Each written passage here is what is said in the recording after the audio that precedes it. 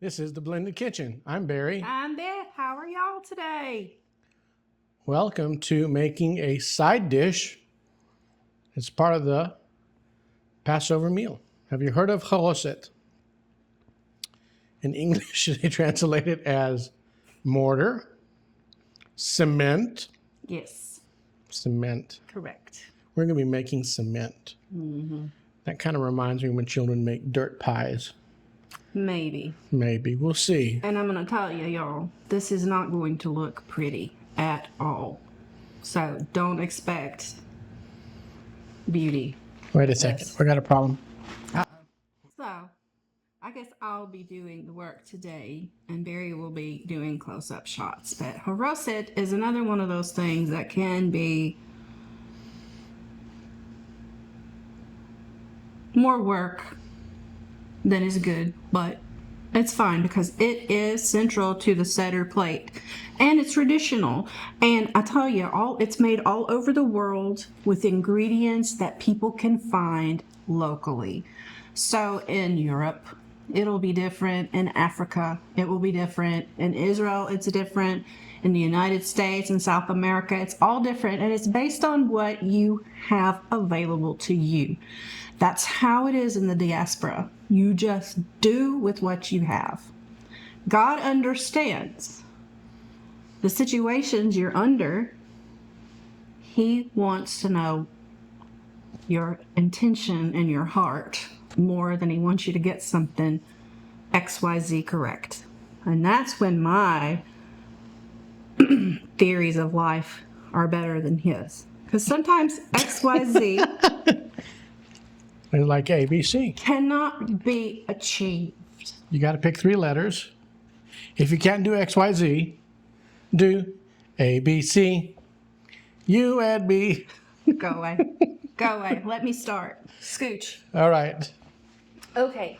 So to make the haroset that I usually make for Passover, and this is over 20 some years of playing around with it, this is what I do. And I'm even putting in something that Barry asked me to put in this year that I don't normally put in, and that's dates. So we're going to use an apple. We're going to shred this. Banana. Dates. I have some candied nuts here left over from a party. I'm going to chop those up. And we're also going to put wine. And it's back behind me, so I'll grab that in a minute. Banana. You forgot banana. Did I not show y'all the banana? Banana. Banana. Okay, so let's do the apple first. Now, can you do this in a food processor? Yes. Yes. Do I like to do it in the processor? No, because I'm lazy and I don't want to bend down there to grab it and put it together for this one little thing. Truth. Oh, wash it first. Wash your produce. There we go. And you can leave the skin on. I'm not going to use it. That will be the barrier anyway for you to know that you've gotten where you need to go. This is how my mama cuts up stuff. Don't shoot the messenger. All right.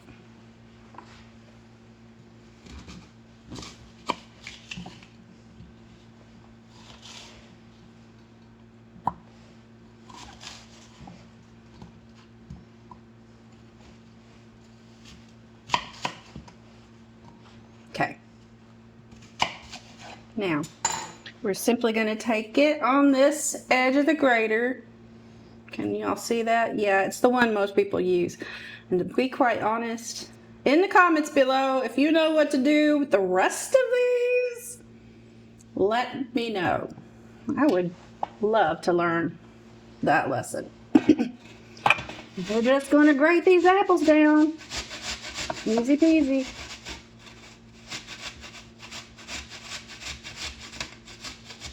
See? Went down to the peel.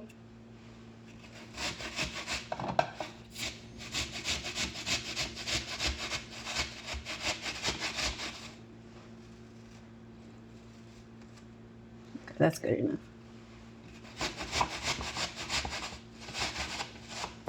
And yes, I have skinned my fingers on this many a time. I am not the most careful person, as Barry will attest.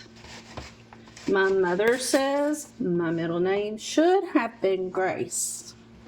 Accident.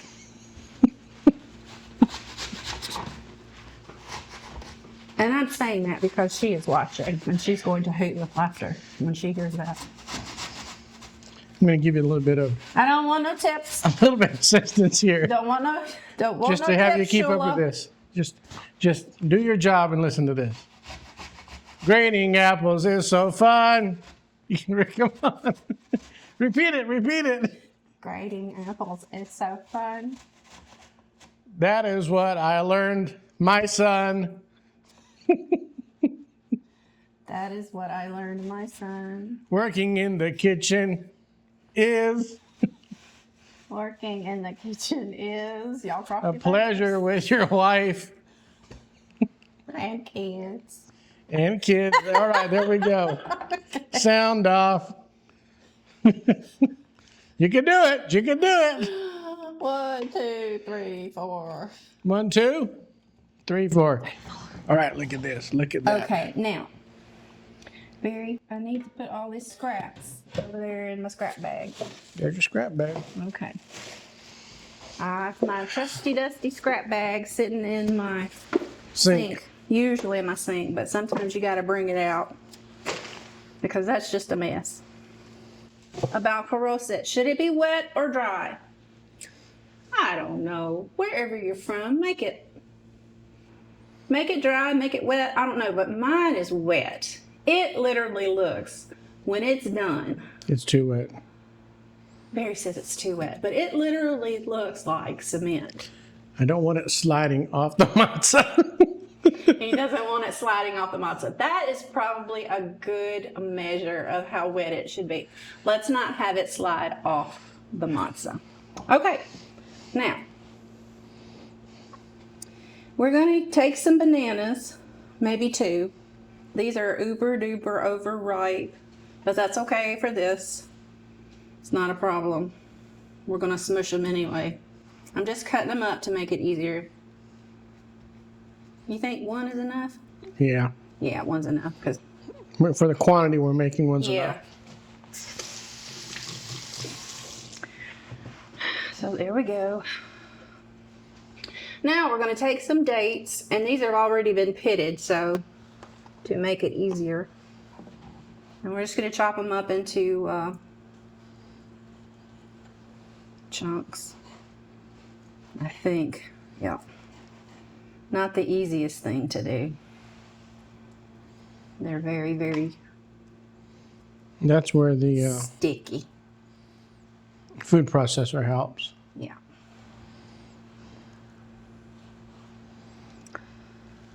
You know what I need, Baruch? What? Honey. I forgot to pull my honey out. All right, I'll go get it. And I'm going to take these nuts, and I believe they are pecans.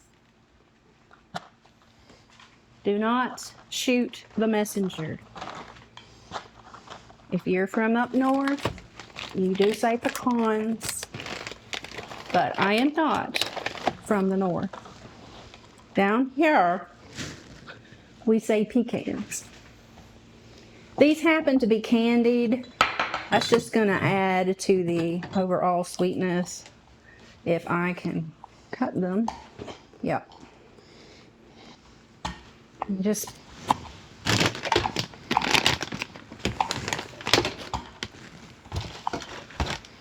if you do it this way instead of the food processor, you can tell all your guests just how hard you worked to bring them this very special Passover dish. I don't think we got honey in here. Is it in We the don't fridge? have any? Oh well. Never fear. Maybe I know we got something special. Oh, we got Cairo. Nah, I don't want Cairo. I'll show you what we I got. tried. This is special.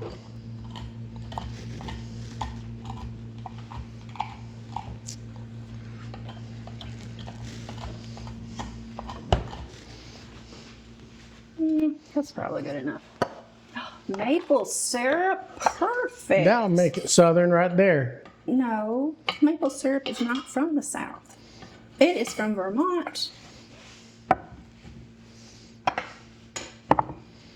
Okay. Uh-oh. Oh, emergency, emergency. Strong man, come in. Move over here. Twist Let me that have cap off. the full muscles here. Did you see that? I didn't even grunt. I helped you. Me to pour a little bit? Yeah, just a little bit. I guess that maple syrup will also help it kind of bind together. Well, when you have the wine, you can either have a sweet wine or a little more tangy, earthy. Earthy. Yes. Oh, very fancy. So this kind of will negate the earthiness of it. I'm happy with this. Pop. You know, it only needs a slight amount of that again, so it's not running. Good, good. What do you mean good, good? That's not even a teaspoon. Okay. All right. Here we go. Oh, cinnamon. Cinnamon. Cinnamon. Get the synonyms. Got it. And a little nutmeg, because why not? A little cinnamon. Yep. Yeah, move this over here so people Oh, can see. sorry. There's the cinnamon. And a little bit of nutmeg will not hurt anything. It's just going to help the flavor. All right. We get to mashing.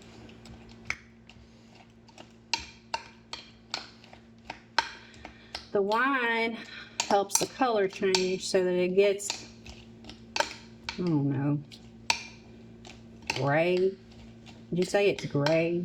Yeah, but you don't want it gray. You want it to really look brown. The more It's kind dates, of brownish. the more dates you have, and the more the bananas turn, the more brown it will be. And this is something you really want to make it a day or two before. Yes, This is something that sits and improves.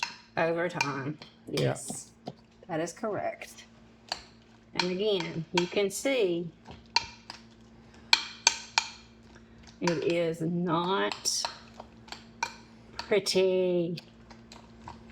It needs to be squished up more. Yes, I know. You want me to get the food processor? No, I refuse. On principle now. Some of the bananas that are not smooshing, that's the thing. And again, if you, as the mama and the papa, cut all this stuff up and do the beginning part of it, this part right here, the little ones can get up and do. That's all you're doing is just mashing, mash, mash, mash. That way they can participate in the making of the Passover meal.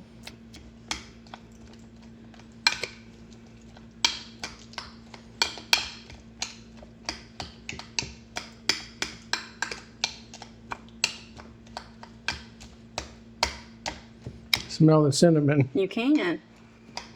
That's why I put it in there, because it does make a difference if it has a little bit of flavoring.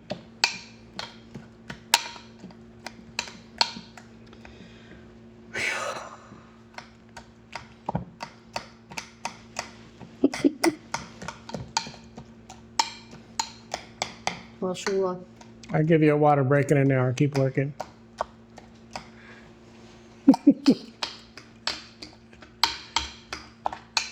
Now the dates are not going to get squishy without the food processor. This is true. I was not thinking that far ahead. There we have it. It looks like a cross between applesauce and other things we might not want to mention on camera. I'm going to dig in and try it to make sure that all the texture, that it tastes right. Because this does need to go in the fridge and get cold. get mixed together and sit. It's like most things. You let it sit, it gets much better over time. It's really good. It's good. It's like it's supposed to be. It really is. Put you in mind of applesauce. I mean, you're going to get the applesaucey kind of texture, kind of flavor. But the shaved up apples give it a crunch. The nuts give it a crunch. It's a very unique dish. And again, like I said, all over the world, it's made differently in different parts of the world. All kinds of different things get put in it. We only have it in Passover. Yeah, but we only make it at Passover. That also makes it special, right? Yes. So, this is going in the fridge, and at the Passover meal, we'll pull it out. It actually does sit on the center plate. So you put a little bit out in a tiny bowl and let it sit on the center plate. Here's your English translation. Yes. Our center plates. This is one that came from Chabad. Chabad, and it's good for kids. Very colorful. That one is special. Somebody gave it to us from Israel for our wedding. Right here's where that hard-boiled egg goes that we made, earlier in the video. We have horseradish that will go there. Parsley, onion, or potatoes. Bitter herbs, which is usually a lettuce of some type. Here's where the Haroset goes. And then a shank bone from a lamb goes on here. And each of these items has special meaning during the Seder dinner. You use the food to tell a story. Exactly. The Seder is a time to tell a story. And it's really great for kids, for your children, because you sing songs. Every year it's the same songs. You repeat the same stories. You ask the same questions. They get to go hide and seek. So Passover is really A family event. A family event, and it is commanded in the Bible for the Israelites to pass it on by teaching their children about it. And through the ages, there's been a set prescription, a big book that they do that with, and it's really fun. Ooh, let me get some books. Yes. Let me get some Haggadah Okay. out. I'm going to stick this in the fridge while he's pulling out some Haggadah. This is one that I got. Very, very pretty. Very beautiful. Most of the time, Haggadahs are illustrated. They have drawings, they have pictures. Some are oriented, again, like comic books for kids. Some are pieces of art in themselves, like this one. It's a real pretty one. Egypt. Beautiful, gorgeous, gorgeous paintings that they've printed in this book. Okay. Sephardic Jews. So, this is one that I read out of. Yes. And it's not ornate. It's just No, it's not really. It just basically has text in Hebrew. has Hebrew and English And text in English, and underneath it, commentary. on why you're doing what you're doing. I have a set that I purchased. It's all the same version. That way we take turns reading around the table, different portions. So having the same version is helpful for the adults. When the kids are younger, there are some younger versions that are more pictorial, that are easier for the kids, and it's also beneficial to have and share. So we will be posting. Do we have any more Passover? I think that's Dishes. the last Passover thing we're doing This year. season. Okay. Thanks for watching. Yeah. Come back. We have some more cooking.